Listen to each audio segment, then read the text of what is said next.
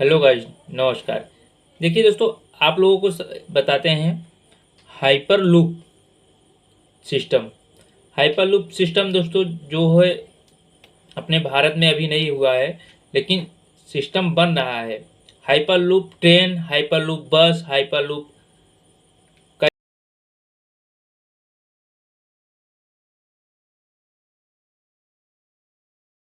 कई प्रकार के जो स्पीड वाहन हैं वो बन रहा है।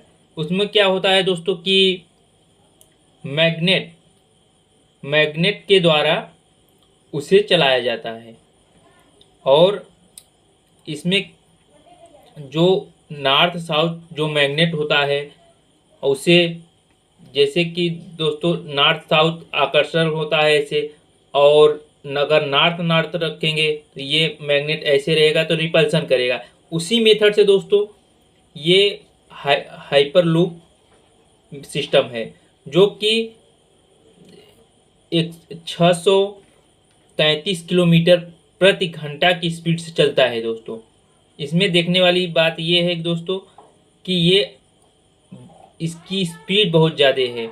ये ट्रेन है और ट्रेन की स्पीड दोस्तों, ऐसा सिस्टम इसका बना है जो कि अपने भारत में अभी नहीं बन पाया है। जापान, चाइना, ये सब जगह हाइपरलूप सिस्टम बन गया है। ये दोस्तों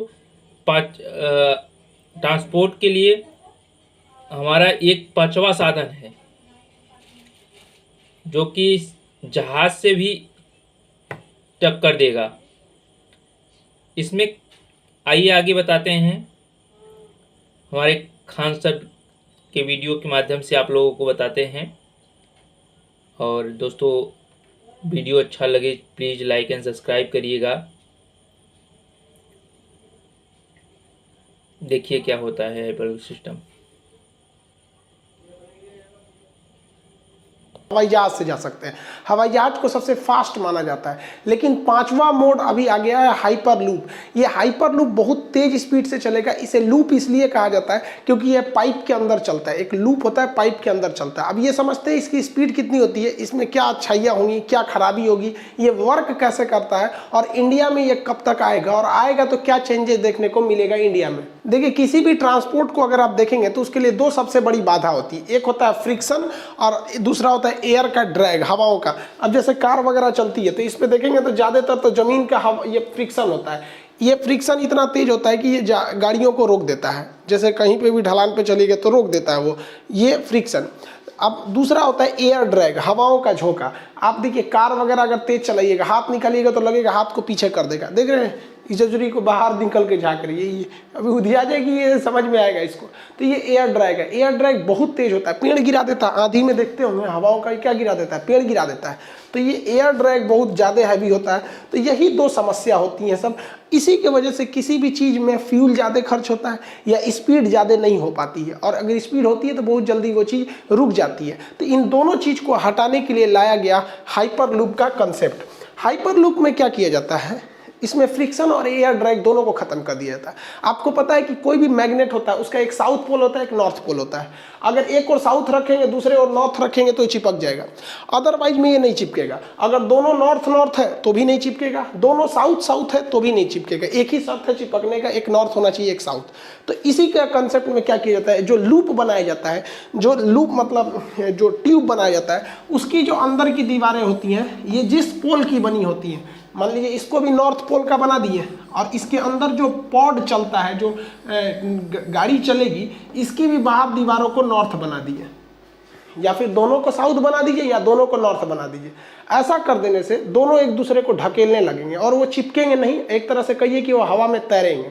इससे फ़ायदा ये है कि इस पॉट में अगर मान लीजिए 20 आदमी भी हैं, 20 आदमी, तो आप अच्छा खासा इसका वेट हो जाएगा। आप 20 आदमी को ढकेल नहीं सकते, आप एक चौकी को नहीं ढकेल पाएंगे। एक खाली कार है जिसमें कोई नहीं, उसको भी नहीं ढकेल सकते। लेकिन इसमें क्या होगा कि ये नीचे की इसकी चारों ओर की जो दीवारें हैं, ये लूप जो है वो भी मैग्नेट का है और सेम पोल से ये भी मैग्नेट का है। तो आप इस लूप को, ये जो अंदर जो गाड़ी होती है इसके अंदर पॉट जो बोलते हैं, उसको हल्का सा ढकेलेंगे तो आगे चली जाएगी। वहाँ पर सोचिए, कितने हजार केजी के पॉट को आप अगर हाथ से ढकेलेंगे तो आगे चला जाएगा। लेकिन अगर इसी को हम जमीन पे रख देते, जमीन पे आप आटे की बोरी जो 50 किलो का है उसको हाथ से रखेंगे तो नहीं ढकेल पाएगा वह, क्योंकि वहां पे क्या लग रहा है, फ्रिक्शन लग रहा है। तो ये फ्रिक्शन को खत्म कर दिया। अब एयर ड्रैग को कैसे खत्म किया जाए, तो एयर ड्रैग को खत्म करने के लिए वैक्यूम पंप होते हैं। जैसे ये पाइप जिस लूप में ये ट्रेन चलती है ना, ये देख रहे हैं ये लूप है, इस लूप में जब ट्रेन चलती है तो साइड साइड में बहुत बड़े वैक्यूम पाइप्स लगे होते हैं। ये पाइप क्या करते हैं, एयर को सक कर लेते हैं। तो जो हवा आगे से काट रही थी उसे क्या कर लेते हैं, सक कर लेते हैं। तो ये वैक्यूम पंप जो होते हैं सब, ये हवा को खींच लिए सब, और मैग्नेट क्या किया, ऊपर उछाल दिया। तो ना इसके लिए फ्रिक्शन रह गया और ना ही इसके लिए अब किसी भी तरह का एयर ड्रैग रह गया। तो इस ट्यूब में अगर आप देखेंगे तो इसमें फ्रिक्शन भी नहीं है और ना ही इसमें एयर ड्रैग है। अब इसके अंदर जो चलते हैं वो पॉड चलते हैं। पॉड जो होता है, जो एक छोटा सा कैप्सूल टाइप का होता है, इसमें 20-25 आदमी बैठेंगे जितनी इसकी कैपेसिटी होती है। ये ट्रेन की तरह नहीं होता है, एक एक बॉगी समझ जाइए उसकी तरह होता है। इसके अंदर बैठा जाता है। इस बॉडी के अंदर, इसके अंदर एयर होता है। जिस तरह हवाई जहाज के अंदर ऑक्सीजन होता है ना, हवा, तो इसके अंदर एयर वगैरह रहेगा। इसको अंदर डाल के बंद कर दिया जाएगा। बंद करेंगे तो हवा तो साथ में चली जाएगी। तो बंद करने के बाद इधर जो वैक्यूम पंप लगे हैं वहां से हवा को निकाल दिया जाएगा। तो बाहर हवा नहीं है, लेकिन इसके अंदर जो लोग बैठे हैं उनके लिए हवा है, अंदर पर्याप्त हवा रहती है इसके अंदर। इसको बंद कर दिया जाएगा, उसके बाद रेडी कर दिया जाएगा। अंदर का जो डेकोरेशन होता है वो इसी टाइप का देखने को मिलता है। अभी सबसे पहले इसे लॉन्च किया जाएगा। देखिए लॉस वेगास में तो अभी स्टार्ट हुआ है, ह्यूमन ट्रायल कर लिया गया। वर्जिन हाइपरलूप के जो थे उन लोगों ने पहली बार, इन्हीं दोनों लोग ने इसका ह्यूमन ट्रायल किया है। ये इसका इंटीरियर लुक है। ये दुबई में जो लाया जाएगा ये उसका लुक है। तो पॉड के अंदर इस तरह से लोग बैठेंगे, वो ट्रेन की तरह नहीं होगा, एक बॉगी के जैसे होगा वहाँ पर। अब इसमें क्या है, इसका मैकेनिज्म क्या काम करता है समझिए ध्यान से। इसमें एक लीनियर मोटर होता है। लीनियर मोटर इसे आगे ढकेलता है। गोल घूमने वाले मोटर जो आप तो जानते हैं, लीनियर मोटर उसे कहते हैं जो किसी चीज़ को आगे ढकेलता है। तो इसमें एक लीनियर मोटर लगा रहेगा जो इस कंटिन्यूअस आगे क्या करेगा, ढकेलते रहेगा। फ्रिक्शन है नहीं, तेजी से भागेगा। लेकिन इसका जो वैक्यूम पंप है जो हवाओं को खींच लिया है, लेकिन कुछ ना कुछ हवाओं को वो छोड़ देता है। तो इसके लिए क्या किया जाएगा, इसके आगे एक फैन लगाया जाएगा। वो फैन क्या करेगा, आगे से हवाओं को खींच के पीछे की ओर फेंक देगा, जिससे क्या होगा, वो तेज और चलने लगेगा। आप कहेंगे कि सर फैन लगाने से तो बेवकूफ़ी है। और रियल में भी दिख रहा है। जब वैक्यूम पंप ने पूरी की पूरी एयर को सक कर लिया है, लगभग 95-96% एयर को सक कर लिया है, तो फिर इस फैन का काम क्या है भाई साहब, यही ब्रेक का काम करेगा उसमें।